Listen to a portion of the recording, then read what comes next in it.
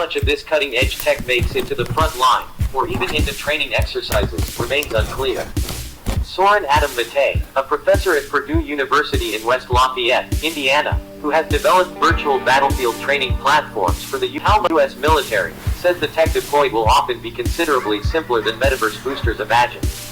He suggests that a simpler version of the IV technology does not need to be as expansive as a metaverse to be useful. We need to think a bit more about this Metaverse 2022 7 a.m. The U.S. military is building its own metaverse. Defense tech companies have latched onto the metaverse hype, but what they're building will be a far cry from Meta's virtual world. Red 6 Burkett flight aircraft flying over Seaside Ridge landscape at sunset. On May 10, two metaverse hype, but what they're building will be a far fighter pilots performed a high-altitude proto-metaverse experiment.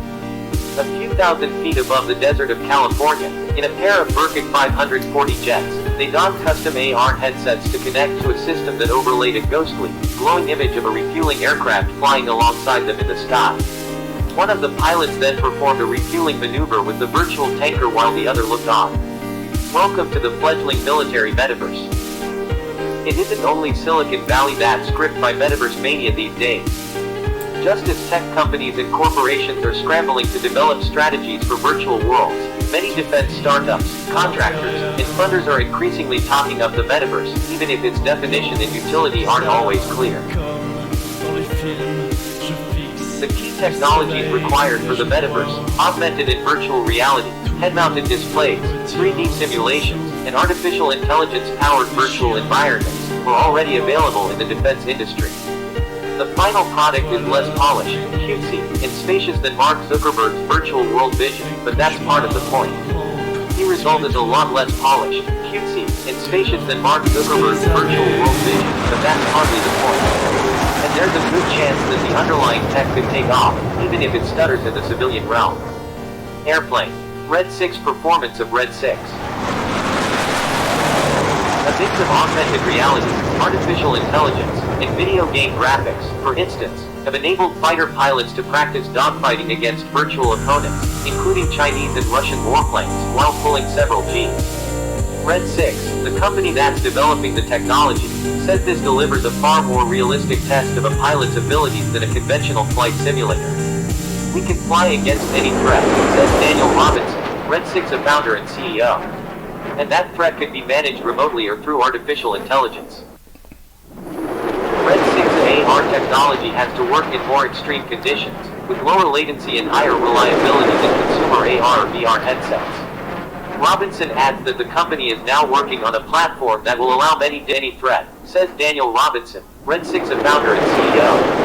And that threat could be managed remotely or through artificial intelligence. Red 6 AR technology has to work in more extreme conditions, with lower latency and higher reliability than scenarios to be represented in augmented or virtual reality. What we're building is really a military metaverse, he says. It's like a multiplayer video game in the sky.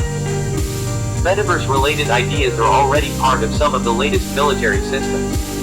The high-tech helmet for the new F-35 fighter jet, for instance, includes an augmented reality display that shows telemetry data and target information on top of video footage from around the aircraft. In 2018, the U.S. Army announced that it would pay Microsoft up to $22 billion augmented reality system for warfighters, known as the Integrated Visual Augmentation System (IVAS). VR and AR have become routine aspects of military training in recent years.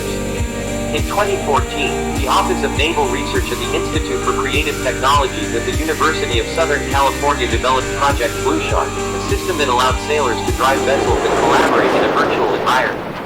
Another effort, called Project Avenger, is now used to help train U.S. Navy pilots. The U.S. Air Force is using VR to teach pilots how to manage aircraft and missions. VR is also individually controlled characters for the UK's military war games, and also works with the US Department of Defense (DoD). It is an extremely complex type of simulation, especially given the fidelity that the military demands, Dorman says. You can either have live players who are participating in the simulation or characters can be AI-enabled, which is often what the military does. Palmer Luckey, The founder of Oculus, a VR company Facebook acquired in 2014, says Zuckerberg's decision to go all in on VR and the metaverse created a massive amount of expectation in the commercial world. The founder of Oculus, a VR company Facebook acquired in 2014, says Zuckerberg's decision to go all in on VR and the metaverse created a massive... Everyone on their quarterly corporate calls, like a week or two later, they're being asked by investors, what's your metaverse play? He says. Military in the metaverse.